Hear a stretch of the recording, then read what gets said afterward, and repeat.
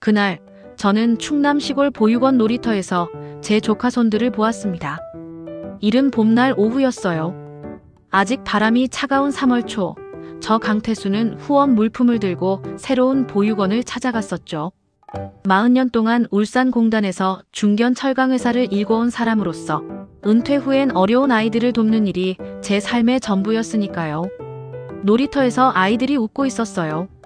새 운동화를 신은 아이들 틈에 두 아이만 해진 슬리퍼를 신고 앉아 있더군요. 바람이 불 때마다 어깨를 웅크리던 아이들의 이상하게 시선이 멈췄습니다. 얘들아, 너희 이름이 뭐니? 그 말을 꺼내려는 순간 아이들이 동시에 고개를 들었어요. 순간 심장이 멎는 줄 알았습니다. 그 얼굴은 바로 제 조카 손들이었어요.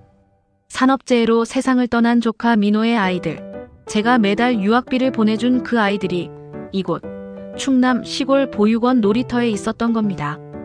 그날 제 인생이 무너졌습니다. 왜 제 조카 손들이 그곳에 있었는지, 누가 이런 짓을 한 건지 오늘 그 모든 이야기를 들려드리겠습니다. 혹시 지금 듣고 계신다면 무료로 구독 버튼 한번 눌러주세요. 구독 버튼 누르셨다면 이야기 시작하겠습니다. 차가운 햇살이 울산공단 본사 주차장에 비스듬히 내려앉았습니다. 2025년 3월 봄 초입의 오후였죠. 강태수는 승용차에서 천천히 내렸습니다. 72의 나이지만 그의 걸음걸이엔 여전히 힘이 있었어요. 울산에서 40년 넘게 철강회사를 경영해온 사람의 당당함이었습니다. 오늘은 조카딸 한유진의 전무이사 승진 기념식을 보러 온 날이었습니다.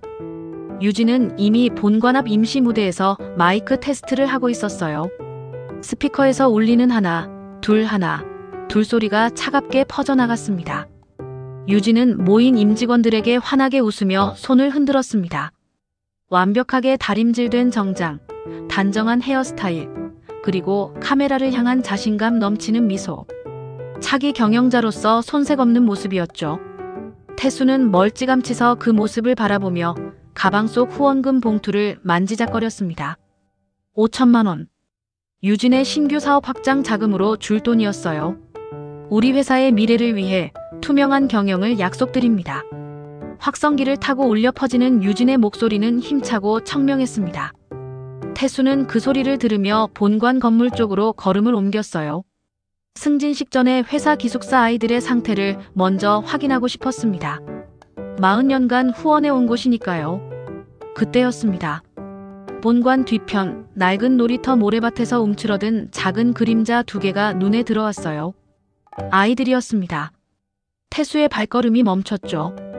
다른 후원 아이들은 새로 지급받은 봄 점퍼를 입고 있었는데 그 두 아이만 유독 얇고 해진 옷을 걸치고 있었습니다. 태수는 천천히 다가갔습니다. 가슴이 이상하게 뛰기 시작했어요. 12살쯤 돼 보이는 남자아이, 9살쯤 돼 보이는 여자아이. 아이들은 추운 날씨에도 얇은 티셔츠 하나만 걸친 채 모래를 만지작거리고 있었죠. 그 순간 태수의 숨이 멎었습니다. 재원이, 서아야. 떨리는 목소리가 저도 모르게 흘러나왔어요. 틀림없었습니다. 죽은 조카 민호의 아이들, 자신의 조카 손들이었죠. 4년 전 조카가 산업재해로 세상을 떠난 뒤 유진이 싱가포르로 유학 보냈다던 바로 그 아이들이었습니다. 맙소사. 태수의 손에서 가방이 미끄러졌습니다.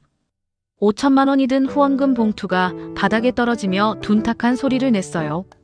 하지만 태수는 그것조차 신경 쓸 겨를이 없었습니다. 매달 1,500만 원씩 보냈습니다. 48개월, 총 7억 2천만 원을 조카 손들의 싱가포르 유학비 명목으로 유진에게 송금했어요. 유진은 매달 화상통화를 핑계로 아이들 사진만 몇 장씩 보내왔죠.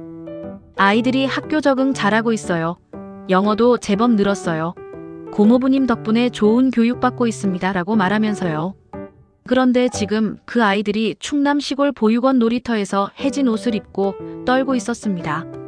얘들아. 태수가 다가가려는 순간 시설 관리인이 나타나 아이들의 팔을 붙잡았습니다. 이리 와. 안으로 들어가야지. 아이들은 겁에 질린 듯 고개를 푹 숙인 채 질질 끌려갔어요. 재원이가 잠깐 뒤를 돌아봤습니다. 그 아이의 눈빛에는 무언가를 말하고 싶은 듯한 절박함이 담겨 있었죠. 하지만 이내 건물 안으로 사라져버렸습니다. 태수는 그 자리에 굳어버렸습니다. 전현이 감히 무릎에 힘이 풀렸어요. 48개월간 매달 1,500만 원. 그 돈은 조카 손들의 미래를 위한 투자였습니다. 아니, 태수는 그렇게 믿었어요. 조카를 잃은 슬픔 속에서도 적어도 조카 손들만큼은 좋은 환경에서 자랄 거라 믿으며 버텼죠. 그런데 그게 다 거짓이었습니다. 우리 회사 직원 복지를 위해 더욱 투명하게 일하겠습니다. 무대 위 유진의 목소리가 다시 들려왔어요. 투명. 그 단어가 귀에 꽂혔습니다. 태수는 천천히 고개를 들어 무대 위 유진을 바라봤죠. 유진은 여전히 환하게 웃으며 박수를 받고 있었습니다. 태수의 손이 주먹으로 굳어졌습니다. 손톱이 손바닥 살을 파고들었지만 아프지 않았어요. 그것보다 더 큰 고통이 가슴을 짓누르고 있었으니까요. 한유진. 낮게 읊조린 그 이름에는 앞으로 펼쳐질 응징의 서막이 담겨 있었습니다.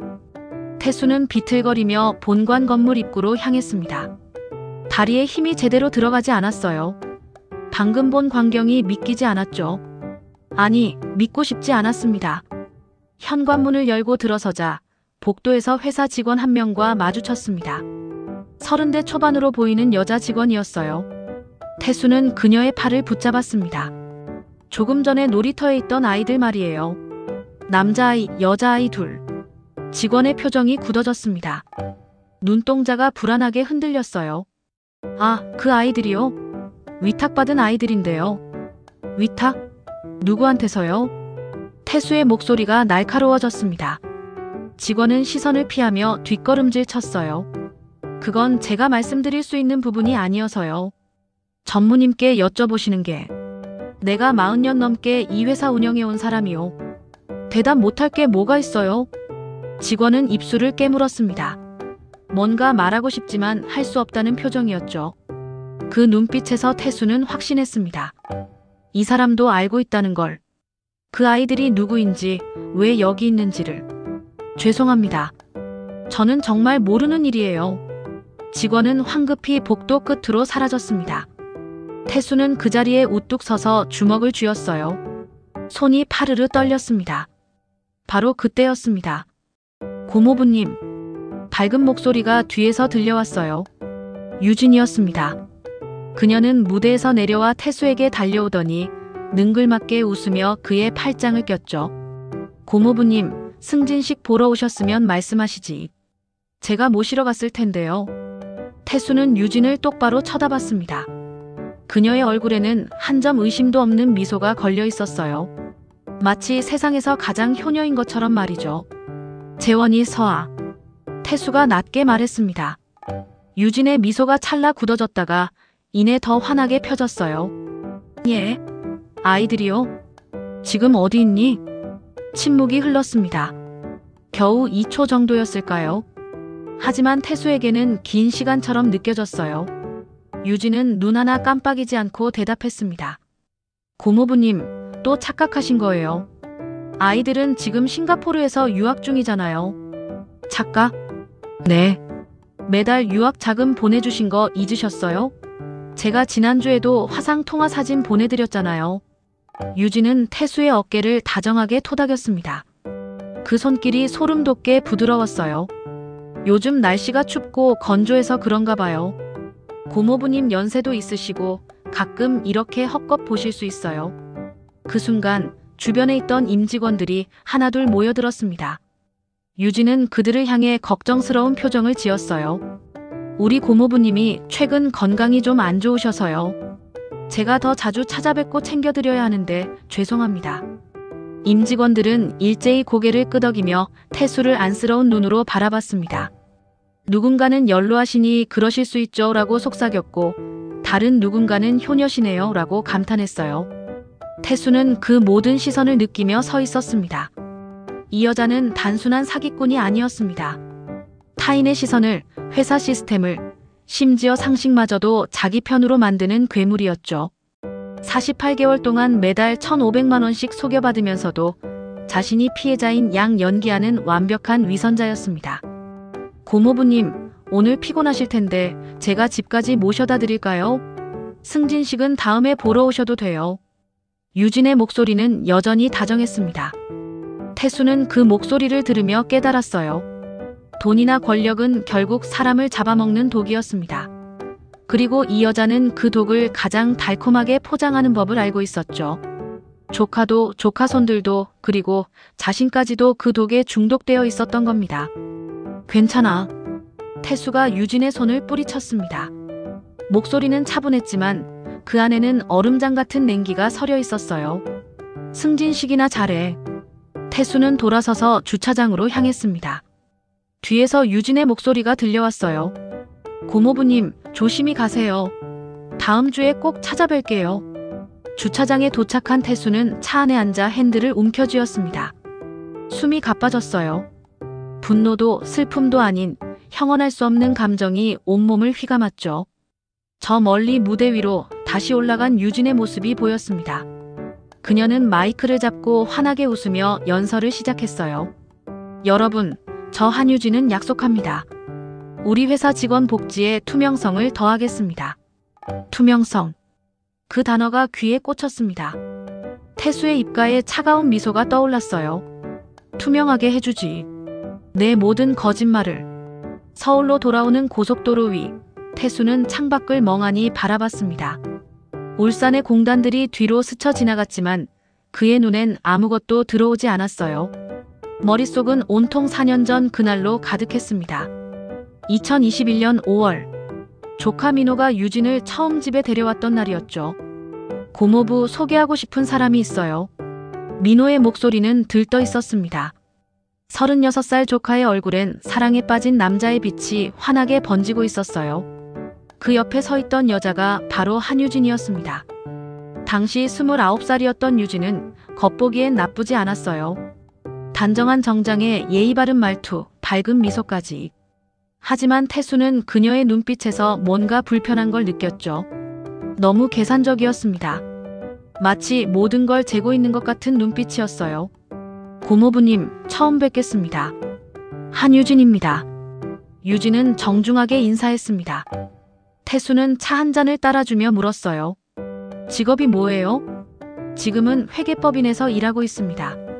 하지만 제 꿈은 경영입니다. 우리나라 산업을 한 단계 더 발전시키고 싶어요. 그 대답에서 태수는 직감했습니다. 이 여자는 야심이 너무 크다고. 돈도 없고 배경도 없으면서 경영을 한다는 건 결국 누군가에게 기대야 한다는 뜻이었죠. 민호야, 잠깐 고모부랑 얘기 좀 하자.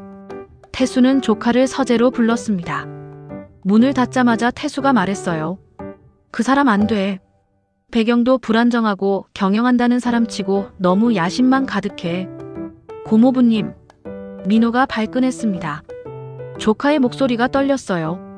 유진 씨는 진짜 큰 뜻이 있는 사람이에요. 돈이나 배경 때문에 사랑하는 거 아니잖아요. 그게 문제인데. 내가 사랑을 보고 있을 때 상대는 다른 걸 보고 있을 수 있어. 고모부님은 왜 맨날 사람을 그런 식으로 봐요? 유진 씨는 그런 사람 아니에요. 조카는 울먹였습니다. 그 눈물에 태수의 마음이 흔들렸어요. 일찍 부모를 여의고 태수 내외가 키운 조카였습니다. 조카가 행복하다면 그게 전부 아니겠어요? 결국 태수는 허락했습니다. 그리고 그게 시작이었죠. 결혼식에 3억 원을 썼습니다. 서울 신혼집은 12억짜리 아파트로 준비했어요. 유진은 처음엔 사양했습니다. 고모부님, 이렇게까지 하실 필요 없습니다라고 말했죠. 하지만 그녀의 눈빛은 달랐어요. 받을 거란 확신이 가득했습니다. 혼인신고를 마치고 한 달 뒤 유진이 찾아왔습니다. 고모부님, 제가 이번에 회사 경영에 참여하려고 합니다. 신규 사업부 설립 자금이 좀 필요한데요. 태수는 그 순간 깨달았어야 했습니다. 이 여자의 진짜 목적이 뭔지. 하지만 조카의 얼굴이 떠올랐어요. 조카는 아내가 경영하는 걸 자랑스러워했죠. 얼마나 필요한데? 2억 정도면. 부담되시면 5천만 원만이라도. 태수는 4억을 줬습니다. 사업은 제대로 해야지. 돈 때문에 고생하지 마. 유진은 연신 고개를 숙였어요. 고모부님, 은혜 평생 잊지 않겠습니다. 하지만 그 말을 한 지 6개월 만에 사업은 실패했고 1년 뒤 다시 손을 내밀었습니다. 고모부님, 이번엔 해외 지사 설립입니다. 제가 꼭 성공시키겠습니다. 또 사억을 줬습니다. 그리고 또 실패했죠. 조카는 아내를 위로하며 태수에게 말했어요. 고모부님, 유진이가 너무 힘들어해요. 이번 한 번만 더 도와줄 수 있어요? 태수는 고개를 끄덕였습니다. 그게 4년 전까지였어요. 총 얼마를 쏟아부었을까요? 집, 생활비, 사업 자금, 차, 사무실 운영비까지 합치면 대충 계산해도 50억은 넘었습니다. 태수가 평생 모은 재산의 절반이었죠. 그리고 그 돈으로 만들어진 게 지금의 한유진이었습니다. 회사 전무이사, 업계 유지들의 신망을 얻은 차기 경영자, 산업계 복지 정책의 선봉장, 모두 태수의 돈과 인맥으로 쌓아 올린 탑이었어요. 내가 저 괴물을 키운 거야. 차 안에서 혼잣말이 흘러나왔습니다. 기사가 백미러로 태수를 쳐다봤지만 태수는 신경 쓰지 않았어요. 태수는 40년 넘게 지역 후원 사업을 해왔습니다. 그 과정에서 쌓인 인맥은 어마어마했죠. 시장, 도지사, 심지어 국회의원들까지 태수의 전화 한 통이면 움직였어요. 그 모든 배경이 유진의 경영 발판이 되어준 겁니다. 강태수 회장님 조카딸라는 타이틀이 유진에게 얼마나 큰 후광이 되었는지 이제야 뼈저리게 깨달았습니다. 휴대폰이 울렸습니다. 유진이었어요. 고모부님, 무사히 도착하셨어요? 오늘 승진식 반응이 정말 좋았습니다. 다 고모부님 덕분이에요. 태수는 전화를 받지 않았습니다. 손이 떨려서 받을 수가 없었어요. 다음 주에 경영 전략 회의가 있는데 고모부님도 참석하시면 좋을 것 같아요. 지역 유지분들 섭외 부탁드려도 될까요? 음성 메시지가 이어졌습니다. 그녀의 목소리는 여전히 공손하고 다정했어요. 하지만 이제 태수는 알았습니다. 그 공손함 뒤에 숨은 탐욕을. 태수는 휴대폰을 꺼버렸습니다. 집에 도착해 거실에 앉았을 때 벽에 걸린 조카의 사진이 눈에 들어왔어요. 결혼식 날 찍은 사진이었습니다. 환하게 웃고 있는 조카의 옆에 유진이 서 있었죠. 미안해, 민호야. 태수의 목소리가 떨렸습니다. 고모부가 내 말을 들었어야 했는데.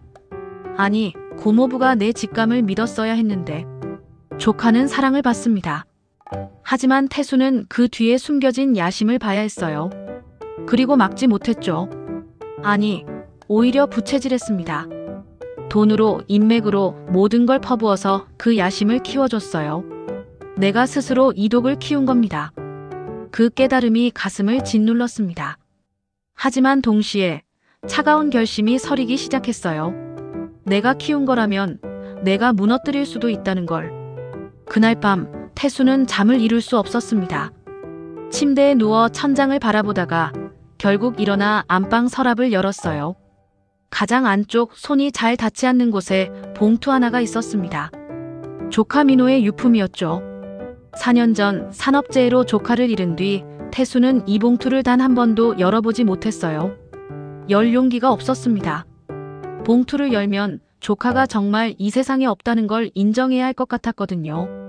하지만 오늘은 달랐습니다. 태수는 봉투를 꺼내 거실 테이블 위에 올려놓았어요. 먼지가 수북이 쌓여 있었습니다.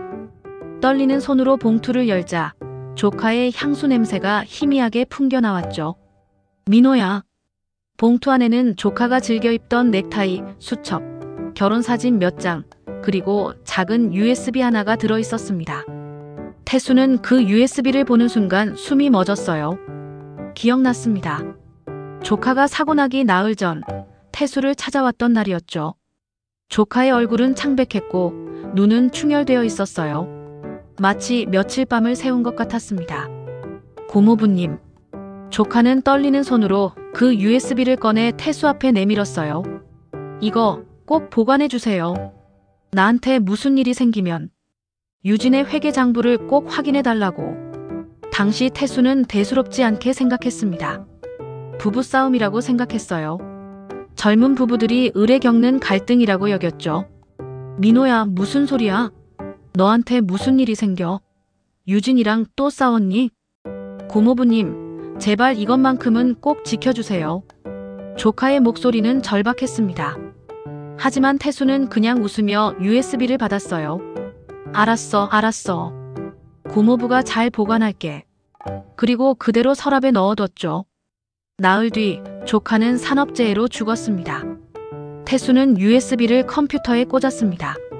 손이 심하게 떨렸어요. 파일이 하나 있었습니다. 고모부님께 XLSX. 태수는 파일을 열었습니다. 첫 시트부터 빽빽한 숫자들이 적혀 있었습니다.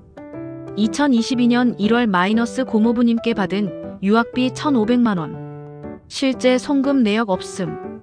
2022년 2월 마이너스 유학비 1,500만원. K은행 계좌 유령회사 글로벌인베스트 이체. 2022년 3월 마이너스 유학비 1,500만원. 글로벌인베스트 개인 비자금 계좌로 추정.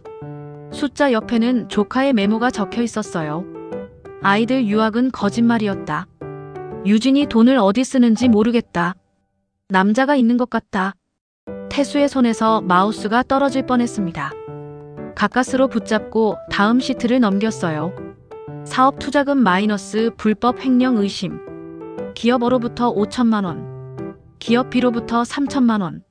모두 현금 수수. 남자 이름 마이너스 박준혁. 회사 법무팀장. 명품 구매 내역 마이너스 롤렉스 시계 2,300만원. 시트를 넘길 때마다 충격적인 내용들이 쏟아져 나왔습니다. 조카는 죽기 직전까지 아내의 비리를 철저히 기록하고 있었던 거예요. 마지막 시트에는 큰 글씨로 이렇게 적혀 있었습니다. 고모부님 미안합니다. 제가 고모부님 돈으로 악마를 키웠습니다. 이 파일 꼭 세상에 공개해 주세요. 유진은 절대 용서받으면 안 됩니다. 태수의 눈에서 눈물이 쏟아졌습니다. 민호야, 너는 알고 있었구나. 조카는 알고 있었습니다. 아내가 어떤 인간인지, 무슨 짓을 하고 있는지. 그래서 이혼을 준비하고 있었던 거예요. 이 파일은 이혼 소송을 위한 증거였던 겁니다. 그런데 사고가 났죠. 태수는 노트북을 가슴에 꼭 안았습니다. 조카의 체온이 아직도 남아있는 것만 같았어요. 내 조카는 죽는 순간까지도 고모부를 지키려고 했구나. 태수는 오열했습니다. 4년 동안 참았던 슬픔이 한꺼번에 터져나왔어요. 유진은 조카가 죽은 뒤 태수 주변을 끊임없이 맴돌았습니다. 고모부님 혼자 계시면 외로우시겠다며 자주 찾아왔죠. 이제야 그 이유를 알았습니다. 이 USB 때문이었어요. 유진은 태수가 이 파일을 발견할까봐 전전긍긍하고 있었던 겁니다. 태수는 눈물을 닦고 파일을 다시 펼쳤습니다. 이번엔 감정을 억누르고 냉정하게 내용을 살폈어요. 유학비 횡령, 불법 사업 자금, 내연남에게 쓴 사치품 구매 내역. 이 모든 게 법적 증거가 될 수 있었습니다. 조카가 원했던 건 복수가 아니었어. 태수가 중얼거렸습니다. 정화였지. 이 더러운 거짓말을 세상에 드러내는 거. 파일 마지막 시트에 은행 계좌번호 하나가 적혀 있었어요. 유진 비자금 계좌 추정이라는 메모와 함께요. 태수는 휴대폰을 꺼내 그 계좌번호를 메모장에 옮겨 적었습니다. 그리고 천천히 일어나 조카의 영정 앞에 섰죠. 민호야 미안해. 고모부가 너무 늦게 깨달았어. 영정 속 조카는 환하게 웃고 있었습니다.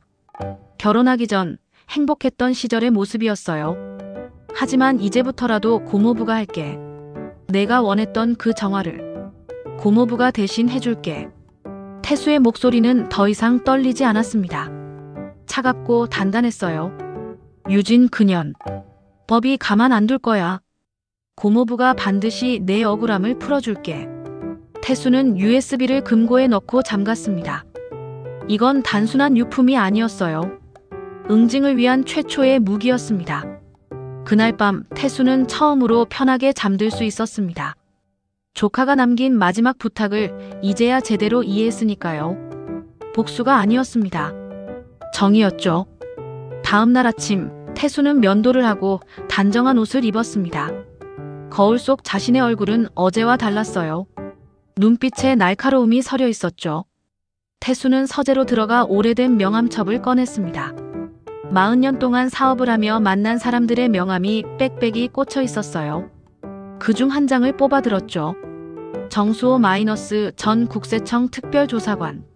12년 전 태수 회사 세무감사 때 만났던 사람이었습니다. 당시 그는 국세청에서 일하며 여러 대기업들의 불법 자금을 적발했었어요. 청렴하고 원칙주의자였죠. 하지만 너무 정직해서 결국 재벌의 압력을 받고 명예퇴직했다는 소문을 들었습니다. 태수는 휴대폰을 꺼내 번호를 눌렀습니다. 여보세요? 중후한 남자 목소리가 들려왔어요. 정수호 씨? 저 강태수입니다. 아, 회장님. 오랜만입니다. 어떻게? 만나서 얘기하고 싶어요. 중요한 일이에요. 내일 시간 될까요? 잠시 침묵이 흘렀습니다. 정수호의 목소리가 조심스러워졌어요. 혹시 회계 관련 일입니까? 그래요. 회장님, 저는 이제 그 바닥 손 뗀 지 오래됐습니다. 죄송하지만 내 조카 딸 한유진. 알죠? 다시 침묵이 흘렀습니다. 이번엔 좀 더 길었어요. 회사 전무이사 말씀이십니까? 그 사람 비리를 밝혀야 해요. 내 조카가 남긴 유언이에요. 태수의 목소리가 떨렸습니다. 정수호는 한숨을 쉬었어요. 회장님, 저는 정말... 정수호 씨. 태수가 그의 말을 끊었습니다. 내가 부탁하는 게 아니에요. 내 조카 민호가 부탁하는 거예요. 제발 도와주세요. 긴 침묵 끝에 정수호가 대답했습니다. 내일 오후 2시에 회장님 댁으로 가겠습니다. 다음 날 오후 정수호가 태수의 집을 찾아왔습니다. 58살의 그는 여전히 단정한 양복을 입고 있었지만 12년 전보다 머리에 흰머리가 많이 섞여 있었어요. 들어오세요. 태수는 그를 서재로 안내했습니다. 그리고 테이블 위에 조카의 USB와 출력한 파일을 올려놓았죠. 이게 뭔지 보세요. 정수호는 안경을 쓰고 파일을 펼쳤습니다. 한 페이지, 두 페이지 넘길수록 그의 표정이 굳어졌어요. USB 내용까지 확인한 그는 천천히 고개를 들었습니다. 이건 완전히 불법 자금 세탁입니다. 그것도 조직적으로 이루어진. 그걸 세상에 알리고 싶어요. 법적으로 완벽하게. 정수호는 안경을 벗고 눈을 감았습니다. 회장님, 이게 얼마나 위험한 일인지 아십니까? 한유진은 이미 업계에 뿌리를 내렸어요. 이런 증거를 공개하면 회장님도 무사하지 못할 겁니다. 내가 뭐가 무섭겠어요? 태수의 목소리가 단호했습니다. 내 조카는 죽었고 내 조카 손들은 보육원에 버려졌어요. 나한테 더 잃을 게 뭐가 있겠어요? 정수호는 태수를 바라봤습니다. 그 눈빛에서 흔들림이 없다는 걸 확인했죠. 회장님, 제가 이 일을 맡으면 저도 다시는 업계에 발을 들릴 수 없게 됩니다. 당신은 이미 발 뺀 거 아닌가요? 정수호가 씁쓸하게 웃었습니다. 그렇긴 합니다만. 정수호 씨. 태수가 그의 손을 잡았습니다. 주름진 손이었지만 힘이 있었어요. 돈 걱정은 마요. 내가 필요한 만큼 드릴게요. 그리고 이건 단순히 내 복수가 아니에요. 내 조카 민호가 남긴 마지막 부탁이에요. 태수는 파일 마지막 페이지를 펼쳤습니다. 고모부님, 이 파일 꼭 세상에 공개해주세요 라고 적힌 부분이었죠. 내 조카는 죽는 순간까지 한유진을 막으려 했어요. 이제 고모부인 내가 해야 할 차례 아니겠어요? 정수호는 파일을 바라보다가 천천히 고개를 끄덕였습니다. 알겠습니다. 하겠습니다. 고마워요. 하지만 제대로 해야 합니다. 한유진은 머리가 좋은 사람입니다. 증거 하나만으론 부족해요. 완벽하게 법망에 걸리게 만들어야 합니다. 정수호는 다시 파일을 펼쳤습니다. 우선 이 유령회사 글로벌인베스트부터 파헤쳐야 합니다. 대표가 누군지, 실제 운영되는 회사인지, 자금 흐름이 어떻게 되는지. 시간이 얼마나 걸릴까요? 최소 한 달, 길면 석 달입니다. 철저히 해야 하니까요. 태수는 고개를 끄덕였습니다. 좋아요. 철저히 부탁해요. 그년이 빠져나갈 구멍 하나도 남기지 말고. 정수호가 파일을 닫으며 물었습니다. 혹시 조카 손들은 어디 계십니까? 충남 보육원에 있어요. 한유진이 아이들을 거기 버려뒀어요. 정수호의 표정이 일그러졌습니다. 미성년자 유기까지. 이건 정말. 그래서 더 확실하게 해야 해요. 경영권만 빼앗는 게 아니라 아예 업계에서 매장시켜야 해요. 태수의 목소리엔 차가운 결의가 서려 있었습니다. 정수호는 그 결의를 잊고 무언가 다짐하듯 말했어요. 회장님, 이 일 제대로 해내겠습니다. 한유진이 저지른 모든 죄를 낱낱이 밝혀내겠습니다. 고마워요, 정수호 씨. 비용은 걱정 말아요. 태수는 수표책을 꺼내 5천만 원을 적어 정수호에게 건넸습니다. 우선 이걸로 시작해요. 더 필요하면 언제든 말해요. 정수호는 수표를 받아들고 잠시 망설이다가 말했습니다. 회장님, 제가 이 일을 하는 건 돈 때문이 아닙니다. 알고 있어요. 저도 한때는 정의를 위해 일했던 사람입니다. 하지만 결국 권력 앞에서 무릎 꿇었죠. 이번만큼은 제대로 하고 싶습니다. 태수는 그의 어깨를 토닥였습니다. 함께 합시다, 정수호 씨. 우리 조카의 명예를 위해서라도. 정수호가 고개를 숙였습니다. 반드시 해내겠습니다. 그날 이후 복수는 본격적으로 시작되었습니다. 일주일 후 정수호가 태수의 집을 다시 찾아왔습니다. 그의 손에는 두툼한 파일이 들려 있었어요. 회장님, 중요한 걸 발견했습니다. 태수는 정수호를 거실로 안내했습니다. 정수호는 파일을 테이블에 펼쳤죠. 민호 씨가 사고 나기 한 달 전에 회계 전문 변호사를 만나셨더군요. 태수의 손이 떨렸습니다. 변호사를요? 네. 이혼 소송 준비가 아니었습니다. 횡령 고발장을 준비하고 계셨어요. 정수호는 서류 한 장을 꺼내 태수에게 건넸습니다. 변호사 상담 기록이었어요. 민호 씨는 한유진의 불법 자금을 검찰에 고발하려고 했습니다. 이혼보다 먼저요. 태수는 서류를 보며 눈물을 삼켰습니다. 우리 민호가 이혼보다 고발을 먼저 생각했다고요? 그렇습니다. 민호 씨는 돈 문제가 아니라 정의의 문제로 접근하셨어요. 한유진이 경영자로서 저지른 죄를 먼저 물으려 하신 겁니다. 태수의 눈에서 눈물이 흘러내렸습니다. 정수호는 잠시 침묵을 지키다가 조심스럽게 입을 열었어요. 회장님, 제 얘기 좀 해도 될까요? 네. 정수호는 창밖을 바라보며 천천히 말했습니다. 저는 15년 전 국세청에서 일할 때가 가장 행복했습니다. 탈세를 밝혀내는 일이 세상을 바꾼다고 믿었거든요. 그의 목소리가 낮아졌어요. 어느 날 거물급 기업인의 비리를 발견했습니다. 수백억대 불법 자금이었죠. 저는 당연히 고발했습니다. 그런데요, 그 기업인은 끄떡없었어요. 오히려 저한테 압력이 들어왔죠. 상부에서, 동료들에게서, 심지어 가족까지 협박을 받았습니다. 정수호의 주먹이 떨렸습니다. 결국 저는 증거를 폐기해야 했어요. 그리고 스스로 사표를 냈어요. 제 양심을 지킬 수가 없었거든요. 태수는 조용히 그의 이야기를 들었습니다. 12년 동안 후회하며 살았어요. 그때 제가 용기를 냈더라면 이 땅의 정의가 조금이라도 바로 섰을 텐데. 정수호가 태수를 똑바로 쳐다봤어요. 회장님, 이 일은 단순히 복수가 아닙니다. 그의 목소리가 힘을 얻었어요. 이 땅에 무너진 공정을 다시 세우는 일입니다. 민호 씨가 바라셨던 것도 그거예요. 돈이나 재산이 아니라 정의를 바로 세우는 것. 태수는 고개를 끄덕였습니다. 정수호 씨 말이 맞아요. 우리 민호는 고모부의 돈을 지키려던 게 아니었어. 정의를 지키려던 거였지. 그렇습니다. 그래서 제가 이번엔 끝까지 갈 겁니다. 제가 12년 전에 못한 일을 이번엔 반드시 해내겠습니다. 태수는 정수호의 손을 꽉 잡았습니다. 고마워요. 당신 같은 사람이 있어서 내가 아직 희망을 버리지 않을 수 있어요. 두 사람은 잠시 침묵 속에 앉아 있었습니다. 그러다 태수가 조심스럽게 물었어요. 정수호 씨, 솔직히 물어볼게요. 한유진을 가장 고통스럽게 만드는 방법 있을까요? 정수호는 잠시 생각하다가 대답했습니다. 돈을 빼앗는 것도 감옥에 보내는 것도 아닙니다. 그럼 업계와 임직원들 앞에서 위선이 폭로되는 겁니다. 경영자에게 가장 큰 벌은 신뢰를 잃는 거예요. 모든 사람들이 지켜보는 앞에서 사기꾼으로 낙인 찍히는 것. 태수의 눈빛이 차갑게 빛났습니다. 사회적 매장. 그렇습니다. 한유진이 쌓아온 모든 이미지를 그녀가 가장 자랑스러워하는 그 순간에 무너뜨리는 겁니다. 언제가 가장 좋겠소?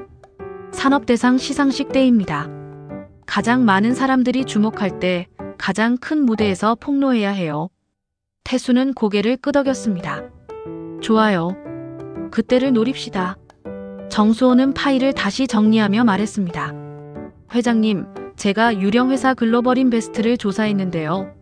대표가 한유진의 내연남 박준혁으로 돼 있더군요. 역시 그 자식이었군.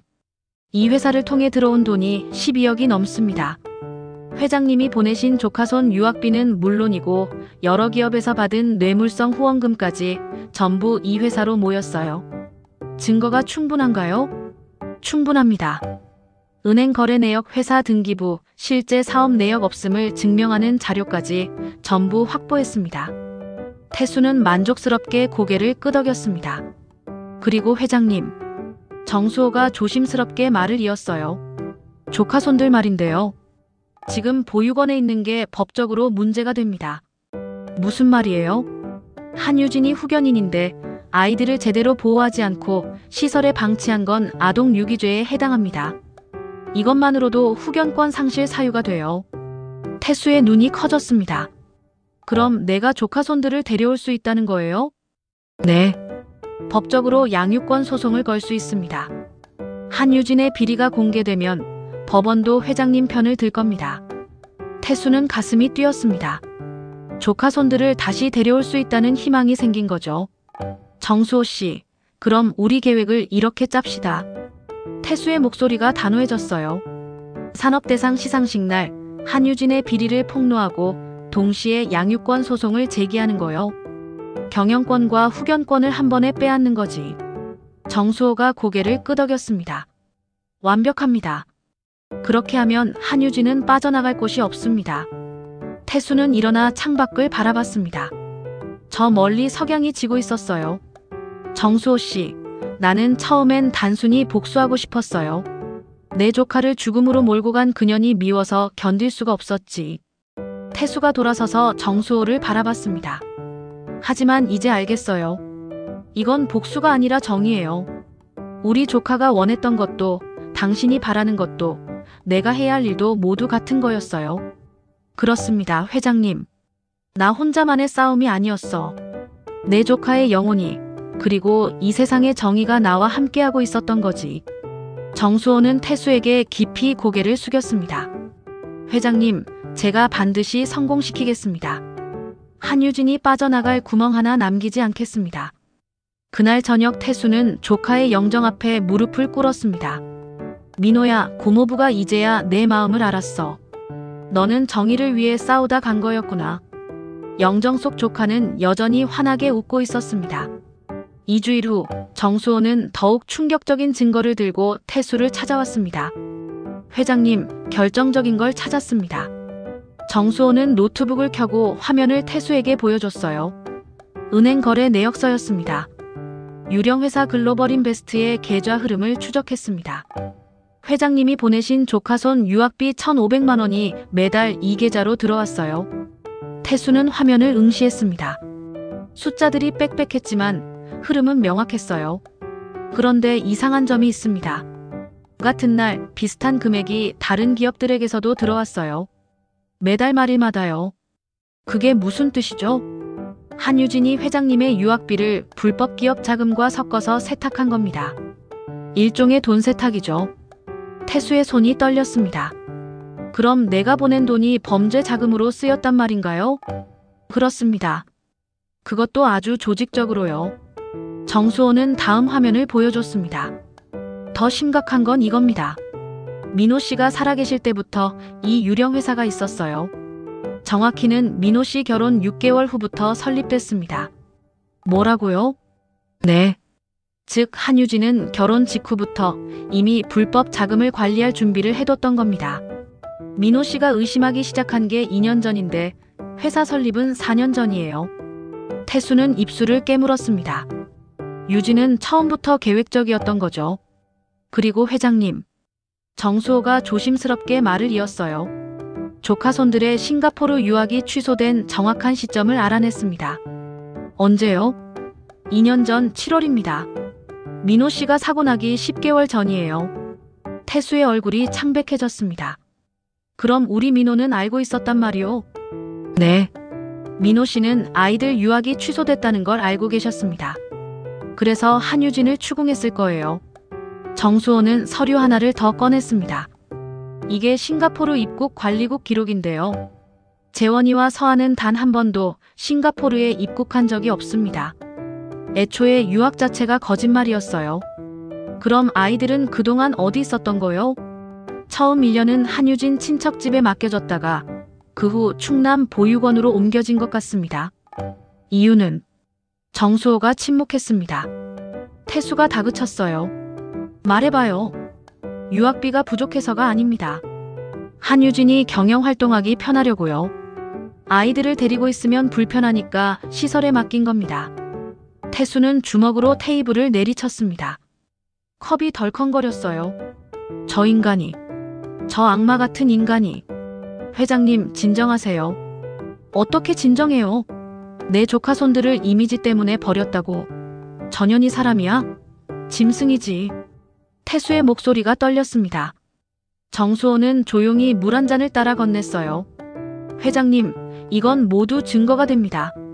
한유진의 후견권을 박탈할 수 있는 명백한 근거예요. 태수는 물을 마시며 진정했습니다. 그리고 냉정하게 물었어요. 그년 요즘 뭐하고 있죠? 그게 보시는 게 빠를 것 같습니다. 정수호는 노트북으로 뉴스 동영상을 틀었습니다. 화면에 유진이 나타났어요. 저는 두 아이의 후견인입니다. 아이들을 위해, 우리 지역 아동복지를 위해 더욱 열심히 일하겠습니다. 방송사 경제 토크쇼였습니다. 유진은 환하게 웃으며 조카손들 사진을 보여주고 있었어요. 이게 제 조카 아이들입니다. 싱가포르에서 열심히 공부하고 있죠. 고모를 자랑스러워한다고 편지를 보내왔습니다. 태수는 화면 속 조카손들의 사진을 보며 이를 갈았습니다. 4년 전 사진이었어요. 아이들이 아직 어렸을 때였죠. 저 거짓말쟁이. 화면 속 유진은 계속 말했습니다. 제가 회사를 이끌게 되면 모든 아이들이 제 조카들처럼 좋은 교육을 받을 수 있게 만들겠습니다.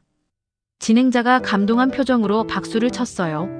스튜디오 관객들도 함께 박수를 보냈죠. 정수호가 동영상을 끄며 말했습니다. 요즘 한유진은 연일 방송에 나가고 있습니다. 아이들을 사랑하는 후견인 이미지로 지지를 얻고 있어요. 역겨워서 보고 있을 수가 없군.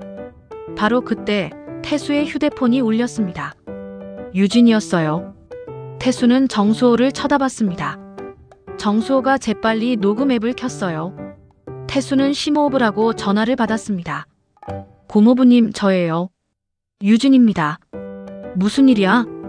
목소리를 최대한 평온하게 유지했습니다. 유진은 여전히 밝았어요. 고모부님, 다음 주 산업대상 시상식이 있습니다. 그 전에 고모부님 뵙고 인사드리고 싶어서요. 그래, 바쁠 텐데. 아닙니다. 고모부님 덕분에 제가 여기까지 올 수 있었잖아요. 당연히 찾아뵈어야죠. 태수는 정수호를 쳐다봤습니다. 정수호가 고개를 끄덕였어요. 그럼 목요일 오후에 우리 집으로 와. 아, 감사합니다. 그때 뵙겠습니다. 아, 그리고 고모부님. 유진의 목소리가 살짝 낮아졌어요. 시상식 때 업계 유지분들 몇 분만 소개해 주실 수 있으실까요? 고모부님 힘이면 충분히. 생각해 볼게. 아, 감사합니다, 고모부님. 역시 고모부님이십니다. 전화가 끊어졌습니다. 태수는 휴대폰을 내려놓으며 한숨을 쉬었어요. 끝까지 뽑아먹으려고 하는군. 정수호가 녹음 파일을 저장하며 말했습니다. 이 통화 내용도 증거입니다. 시상식을 앞두고 고모부에게 청탁하는 거니까요. 그년이 와서 대체 무슨 말을 할지. 회장님, 태연하게 행동하셔야 합니다. 한유진이 눈치채면 안 돼요. 태수는 고개를 끄덕였습니다. 한편 정수호는 다른 서류를 꺼냈어요. 회장님, 마지막으로 하나 더 있습니다. 시상식 후보자 서류를 확인했는데요. 뭐가 문제예요? 한유진이 제출한 재산 신고서가 허위입니다. 유령회사 글로벌인베스트 지분을 신고하지 않았어요. 그게 문제가 돼요? 큰 문제입니다. 허위 신고는 수상 자격 박탈 사유입니다. 태수의 눈이 빛났습니다. 그럼 시상식 때 이걸 제출하면? 네. 한유진은 수상 자격을 잃게 됩니다. 상은커녕 경영 신뢰가 끝나는 거죠. 태수는 깊이 숨을 들이쉬었습니다. 좋아요. 완벽하게 준비합시다. 전연이 가장 높이 올라갔을 때 가장 크게 추락하도록. 정수호가 고개를 끄덕였습니다.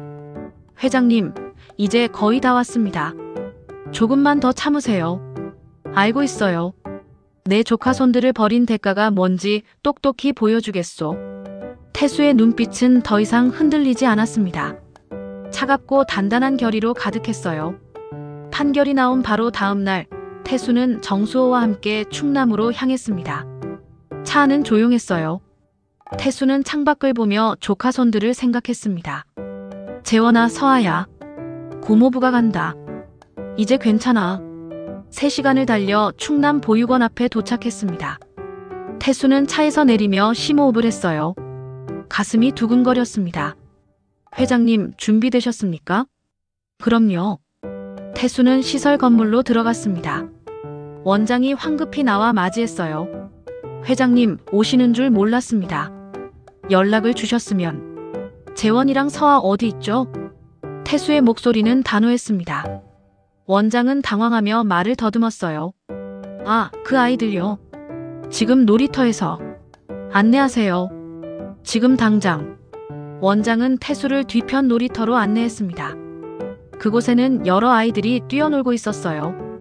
그 중에서 태수의 눈에 2아이가 들어왔습니다. 재원이와 서아였습니다. 여전히 낡은 옷을 입고 있었지만 4년 전보다 훌쩍 자라 있었어요. 재원이는 이제 12살, 서아는 9살이 됐죠. 재원아, 서아야. 태수가 부르자 아이들이 고개를 돌렸습니다. 순간 재원이의 눈이 커졌어요. 고모부. 재원이는 잠깐 망설이다가 태수에게 달려왔습니다. 서아도 오빠를 따라 뛰어왔어요. 고모부. 고모부. 2아이가 태수의 품에 안겼습니다. 태수는 아이들을 꽉 껴안았어요. 눈물이 주르륵 흘러내렸죠. 우리 강아지들. 고모부가 왔어. 이제 다 괜찮아. 재원이가 울먹이며 말했습니다. 고모부, 우리 이제 어떻게 되는 거예요? 유진 고모가 또 데리러 와요? 아니야. 고모는 안 와. 이제 고모부랑 같이 살 거야. 정말요? 서아가 고개를 들어 태수를 쳐다봤습니다. 작은 눈에 눈물이 가득했어요. 정말이야. 고모부가 약속해. 이제 너희는 고모부랑 서울 집에서 살 거야. 아빠는요? 아빠는 언제 와요? 서아의 질문에 태수의 가슴이 찢어졌습니다. 아이들은 아직도 아빠를 기다리고 있었어요. 서아야. 태수는 아이를 더 꽉 안았습니다. 아빠는 하늘나라에 계셔. 하지만 항상 너희를 보고 있어. 그리고 고모부가 아빠 대신 너희를 지켜줄 거야. 재원이가 훌쩍이며 고개를 끄덕였습니다. 태수는 아이들의 손을 잡고 시설 사무실로 갔어요. 원장에게 판결문을 보여주며 말했어요. 법원에서 제게 양육권을 지정했어요. 지금 당장 아이들을 데려가겠어요. 원장은 판결문을 확인하고는 고개를 끄덕였어요. 알겠습니다. 아이들 짐 챙겨드릴게요. 짐은 필요 없어요. 새로 다 사줄 거니까. 태수는 아이들의 손을 꽉 잡았습니다. 가자, 우리 집으로. 차 안에서 아이들은 처음엔 조용했습니다. 4년 동안 쌓인 두려움이 쉽게 가시지 않았던 거죠. 태수는 아이들에게 과자를 건네며 부드럽게 말했어요. 배고프지? 조금만 참아. 집에 가면 고모부가 맛있는 거 많이 해줄게. 서아가 작은 목소리로 물었습니다. 고모부, 정말 유진 고모 안 와요? 응, 안 와. 법에서 그렇게 결정했어. 이제 고모는 너희한테 올 수 없어. 재원이가 창밖을 보며 중얼거렸습니다. 다행이다. 그 말에 태수의 가슴이 아팠습니다. 9살, 12살 아이들이 고모가 오지 않는 게 다행이라고 말하다니. 고모부, 우리 정말 고모부랑 계속 살 수 있어요? 그럼. 고모부가 약속해. 너희는 이제 고모부 집이 집이야. 아이들의 얼굴에 처음으로 평온함이 감돌았습니다. 서아는 피곤했는지 태수의 팔에 기대 잠이 들었어요. 3시간을 달려 서울에 도착했습니다. 태수의 집은 강남의 넓은 아파트였어요. 여기가 고모부 집이야. 이제부터 너희 집이기도 하고. 재원이와 서아는 집안을 둘러보며 눈을 크게 떴습니다. 시설과는 비교도 안 될 만큼 넓고 따뜻한 집이었죠. 너희 방은 여기야. 침대도 있고 책상도 있어. 내일 학용품이랑 옷 사러 가자. 태수는 아이들을 거실로 데려갔습니다.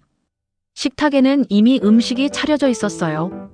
정수호가 미리 연락해서 준비해둔 거였습니다. 김치찌개, 불고기, 갈비찜밥. 따끈따끈한 음식이 가득했어요.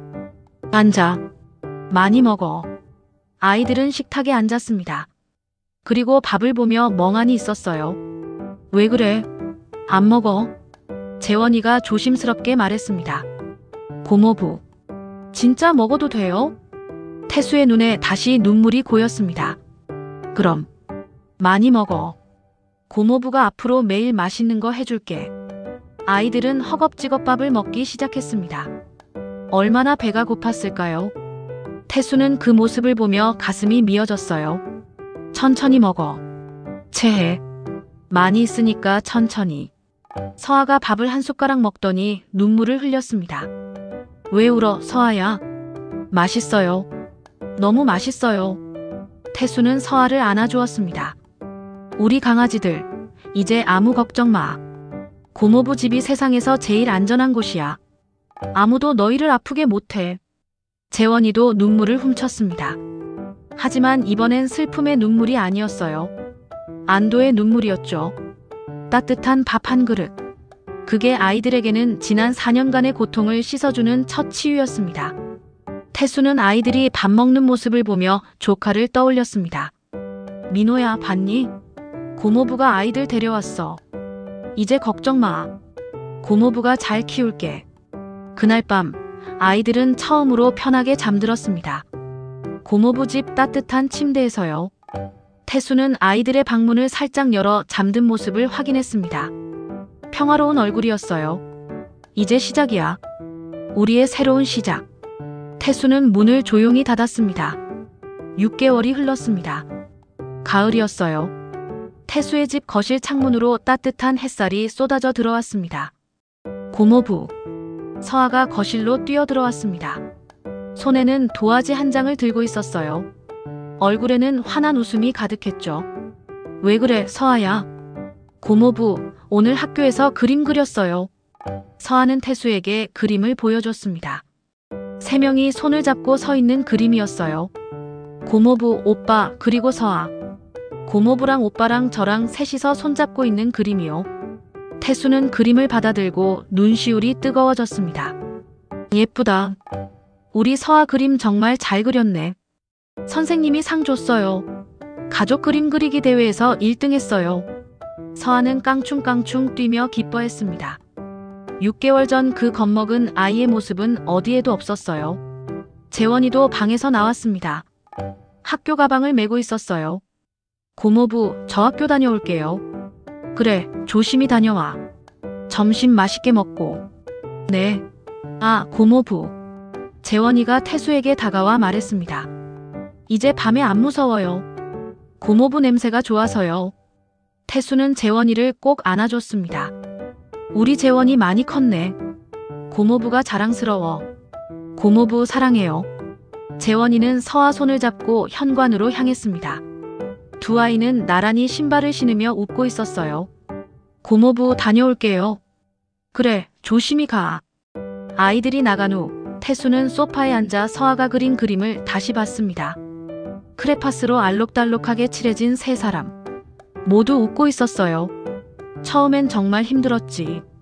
6개월 전 아이들을 데려온 첫날 밤을 떠올렸습니다. 서아는 밤마다 악몽을 꾸고 울었어요. 재원이는 밤에 잠을 못 자고 불안해했죠. 고모부. 유진 고모가 또 데리러 와요. 우리 또 보육원으로 가야 돼요? 아이들은 작은 소리에도 깜짝깜짝 놀랐습니다.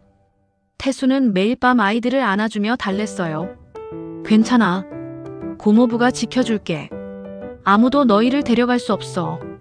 한 달이 지나고 2달이 지나자 조금씩 변화가 보였습니다. 서아는 아침마다 고모부에게 안기며 웃었고 재원이는 친구들을 집으로 데려오기 시작했어요. 석 달이 지나자 악몽도 줄어들었습니다. 넉 달째엔 학교에서 상도 받아왔죠. 그리고 지금 6개월이 된 지금은 완전히 달라져 있었습니다. 태수는 일어나 벽에 걸린 조카 민호의 사진을 바라봤습니다. 36살 때 찍은 사진이었어요. 환하게 웃고 있는 모습이었죠. 민호야, 봤니? 재원이랑 서아 표정. 태수는 사진 속 조카에게 말했습니다. 내 얼굴이랑 똑같아. 특히 서아는 내가 어렸을 때랑 똑 닮았어. 태수의 눈가에 깊은 미소가 번졌습니다. 거실 테이블 위에는 아이들과 함께 찍은 사진들이 놓여 있었어요. 놀이공원에 간 사진, 외식하는 사진, 고모부 생신날 사진. 모두 행복한 순간들이었습니다. 태수는 서재로 들어가 책상 서랍을 열었습니다. 그 안에는 새로 작성한 유언장이 있었어요. 지난주에 변호사를 불러 작성한 것이었습니다. 강태수의 모든 재산은 손자 강재원, 손녀 강서아에게 상속한다. 단 두 아이가 성인이 될 때까지 신탁으로 관리하며 교육비와 생활비로만 사용한다. 남은 재산은 아동복지시설에 기부한다. 태수는 유언장을 다시 서랍에 넣으며 생각했습니다. 내 돈이 제대로 된 곳에 쓰이게 해야지. 우리 민호가 바랐던 것처럼. 오후가 되자 아이들이 학교에서 돌아왔습니다. 고모부 배고파요. 그래, 고모부가 잡채 만들어뒀어. 먹자. 저녁 식탁에 함께 앉아 밥을 먹었습니다. 아이들은 학교 이야기를 신나게 했어요. 고모부, 저희 반에 전학생 왔는데 제가 친구 됐어요. 고모부, 수학시험에서 90점 맞았어요. 태수는 아이들의 이야기를 들으며 흐뭇하게 웃었습니다. 밥을 다 먹고 태수는 아이들을 거실 소파에 앉혔어요. 그리고 서랍에서 사진 한 장을 꺼냈습니다. 조카 민호의 결혼 전 사진이었어요. 재원아, 서아야. 이거 봐. 누구예요? 서아가 물었습니다. 아이들은 아빠 얼굴을 잘 기억하지 못했어요. 너무 어렸으니까요. 너희 아빠야. 태수는 사진을 아이들에게 보여주며 말했습니다. 너희 아빠는 정말 착한 사람이었어. 그리고 너희를 누구보다 사랑했지. 아빠가 우리를 사랑했어요? 재원이가 조심스럽게 물었습니다. 그럼 너희를 위해서라면 뭐든지 했어. 아빠는 너희를 지키려다 하늘나라로 간 거야. 태수는 아이들을 꼭 안아줬습니다. 아빠가 지금도 하늘에서 너희를 보고 있어. 그리고 너희가 행복한 모습 보면서 웃고 있을 거야. 서아가 사진을 만지며 말했습니다. 아빠 멋있어요. 그래. 너만큼 멋있었어. 그날 밤 아이들은 아빠 사진을 방에 가져가 책상 위에 놓았습니다. 태수는 침대에 누워 천장을 바라봤어요. 민호야, 내 아이들 잘 크고 있어. 걱정 마. 고모부가 책임지고 키울게. 내가 못해준 사랑, 고모부가 대신 줄게. 창밖에는 가을밤의 별이 빛나고 있었습니다. 아이들의 웃음소리, 그게 태수에게는 가장 큰 선물이었습니다. 깊은 밤이었습니다. 아이들은 각자 방에서 곤히 잠들어 있었어요. 태수는 거실 소파에 앉아 창밖을 바라봤습니다. 서울의 야경이 반짝이고 있었죠. 태수는 천천히 일어나 서재로 걸어갔습니다. 금고를 열고 그 안에서 USB 하나를 꺼냈어요. 조카 민호가 남긴 증거 파일이 담긴 USB였습니다. 4년 전 조카가 목숨을 걸고 지키려던 그 파일. 태수가 복수의 무기로 사용했던 바로 그것이었죠. 태수는 USB를 손에 쥐었습니다. 플라스틱의 무게가 묵직했어요. 이 작은 USB 안에 조카의 절박함이 담겨 있었습니다. 태수는 거실로 나와 벽난로 앞에 무릎을 꿇고 앉았습니다. 가을이었지만 오늘은 특별히 벽난로에 불을 지폈어요. 빨간 불꽃이 타오르고 있었습니다. 태수는 USB를 벽난로 앞에 들고 있었어요. 민호야. 태수의 목소리가 떨렸습니다. 고모부가 해냈어. 내가 바라던 대로 다 했어. 유진 그년. 경영권도 잃었고 후견권도 빼앗겼고 업계 사람들 모두가 그녀의 위선을 알게 됐어. 눈물이 뺨을 타고 흘러내렸습니다. 그리고 재원이랑 서아도 데려왔어. 우리 강아지들 이제 안전해. 밤에도 안 울고 학교 가서 상도 받고 친구들이랑 놀고 내가 원했던 그 모습으로 살고 있어. 태수는 USB를 불 속에 천천히 넣었습니다. 플라스틱이 불길에 닿자마자 타들어가기 시작했어요. 빨간 불꽃이 활활 타올랐습니다. 이제 보내줘야겠다. USB가 녹아내리는 모습을 태수는 조용히 바라봤습니다. 조카의 마지막 증거가 하나씩 불꽃 속으로 사라졌어요. 이 USB를 태우는 행위는 단순히 증거를 없애는 게 아니었습니다. 과거의 고통스러운 집착을 청산하고 새로운 삶을 시작하는 의식이었죠. 복수는 끝났습니다. 정의는 이루어졌습니다. 이제는 미래를 봐야 할 때였어요. 불꽃이 타오르는 가운데 태수는 희미하게 조카의 모습이 보이는 것 같았습니다. 36살의 환한 미소. 행복했던 시절의 조카였어요. 민호야, 내가 바라던 대로. 이젠 고모부도 아이들도 편안해졌단다. 태수의 목소리는 낮고 부드러웠습니다. 이제 편히 쉬렴. 고모부가 여기서 잘 지킬게. 내가 사랑했던 재원이랑 서하, 고모부가 책임지고 키울게. 마지막 플라스틱 조각이 녹아 사라졌습니다. 불꽃이 점점 작아지더니 잔잔하게 타올랐어요. 태수는 깊이 숨을 들이쉬었습니다. 가슴 속에 있던 무거운 짐이 서서히 내려가는 게 느껴졌어요. 4년 동안 짊어졌던 죄책감, 조카를 지키지 못했다는 자책, 조카 손들을 빨리 구하지 못한 미안함, 그 모든 게 불꽃과 함께 사라지는 것 같았습니다. 태수는 천천히 일어나 창가로 갔습니다. 밤하늘을 올려다봤어요. 별들이 반짝이고 있었습니다. 조카야, 고모부 이제 괜찮아. 내 걱정은 이제 안 해도 돼. 창밖에 서울 야경이 평화로웠습니다. 어디선가 아이들의 평온한 숨소리가 들려오는 것 같았어요. 태수는 아이들의 방으로 조용히 걸어갔습니다. 재원이의 방문을 살짝 열어봤어요. 아이는 편안한 얼굴로 자고 있었습니다. 서아의 방도 들여다봤죠. 서아는 인형을 안고 새근새근 자고 있었어요. 이게 진짜 승리구나. 태수는 깨달았습니다. 유진을 무너뜨린 것, 법적으로 이긴 것. 그게 승리가 아니었어요. 진짜 승리는 바로 이거였습니다. 아이들의 평화로운 잠, 웃는 얼굴, 안전한 일상. 태수는 자신의 방으로 돌아와 침대에 누웠습니다. 천장을 바라보며 조용히 눈을 감았어요. 오늘 밤 처음으로 마음이 편안했습니다.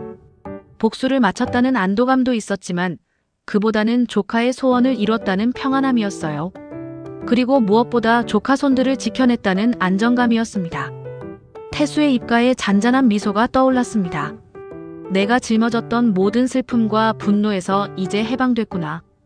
창밖 하늘엔 고요한 별빛만이 빛나고 있었습니다.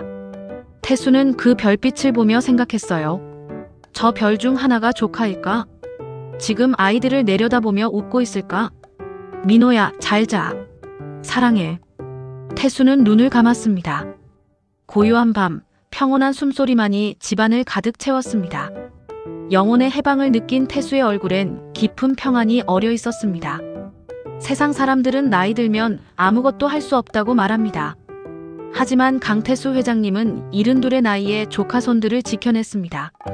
늦었다고 생각할 때가 가장 빠른 때라는 말, 오늘 이야기가 증명했습니다.